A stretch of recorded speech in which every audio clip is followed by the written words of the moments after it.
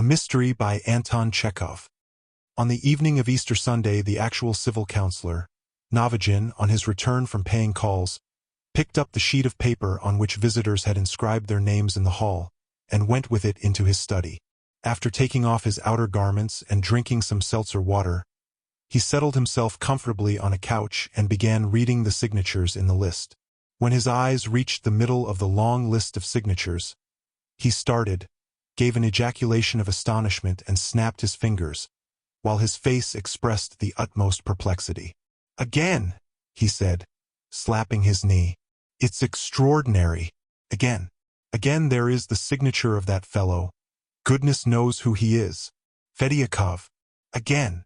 Among the numerous signatures on the paper was the signature of a certain Fediakov. Who the devil this Fediakov was, Novigin had not a notion. He went over in his memory all his acquaintances, relations, and subordinates in the service, recalled his remote past but could recollect no name like Fediakov. What was so strange was that this incognito Fediakov had signed his name regularly every Christmas and Easter for the last 13 years. Neither Novigin, his wife, nor his house porter knew who he was, where he came from, or what he was like. "It's extraordinary," Novigin thought in perplexity as he paced about the study. "It's strange and incomprehensible. It's like sorcery. Call the porter here," he shouted. "It's devilish queer. But I will find out who he is. I say, Grigory," he said, addressing the porter as he entered. "That Fediakov has signed his name again. Did you see him?" "No, Your Excellency." "Upon my word. But he has signed his name. So he must have been in the hall." "Has he been?" "No, he hasn't, Your Excellency." "How could he have signed his name without being there?" "I can't tell." "Who is to tell, then? You sit gaping there in the hall. Try and remember. Perhaps someone you didn't know came in? Think a minute." "No, Your Excellency, there has been no one I didn't know. Our clerks have been. The Baroness came to see Her Excellency. The priests have been with the cross, and there has been no one else." "Why, he was invisible when he signed his name. Then was he?" "I can't say. But there has been no Fediakov here. That I will swear before the holy image. It's queer. It's incomprehensible. It's extraordinary," mused Novigin. "It's positively ludicrous. A man has been signing his name here for 13 years and you can't find out who he is. Perhaps it's a joke? Perhaps some clerk writes that name as well as his own for fun."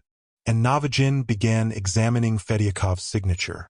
The bold, florid signature in the old-fashioned style with twirls and flourishes was utterly unlike the handwriting of the other signatures. It was next below the signature of Shtuchkin, the provincial secretary, a scared, timorous little man who would certainly have died of fright if he had ventured upon such an impudent joke. "The mysterious Fediakov has signed his name again," said Novigin, going in to see his wife. "Again I fail to find out who he is."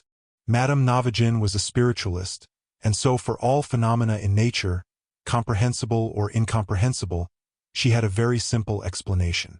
"There's nothing extraordinary about it," she said. "You don't believe it, of course, but I have said it already and I say it again. There is a great deal in the world that is supernatural which our feeble intellect can never grasp. I am convinced that this Fediakov is a spirit who has a sympathy for you. If I were you, I would call him up and ask him what he wants." "Nonsense, nonsense." Novigin was free from superstitions, but the phenomenon which interested him was so mysterious that all sorts of uncanny devilry intruded into his mind against his will. All the evening he was imagining that the incognito Fediakov was the spirit of some long-dead clerk, who had been discharged from the service by Novigin's ancestors and was now revenging himself on their descendant. Or perhaps it was the kinsman of some petty official dismissed by Novigin himself, or of a girl seduced by him. All night Novigin dreamed of a gaunt old clerk in a shabby uniform, with a face as yellow as a lemon, hair that stood up like a brush, and pewtery eyes. The clerk said something in a sepulchral voice and shook a bony finger at him, and Novigin almost had an attack of inflammation of the brain. For a fortnight he was silent and gloomy and kept walking up and down and thinking.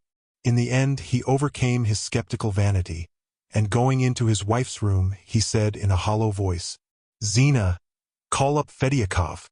The spiritualistic lady was delighted. She sent for a sheet of cardboard and a saucer, made her husband sit down beside her, and began upon the magic rites. Fediakov did not keep them waiting long. "What do you want?" asked Novigin. "Repent," answered the saucer. "What were you on earth? A sinner."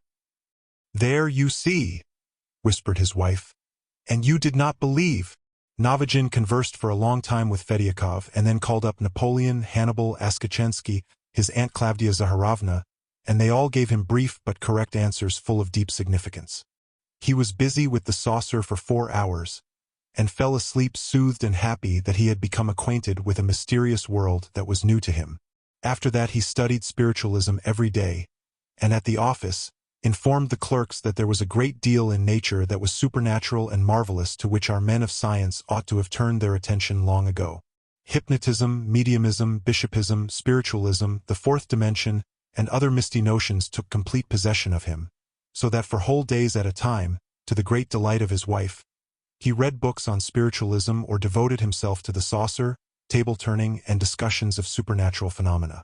At his instigation all his clerks took up spiritualism too, and with such ardor that the old managing clerk went out of his mind and one day sent a telegram.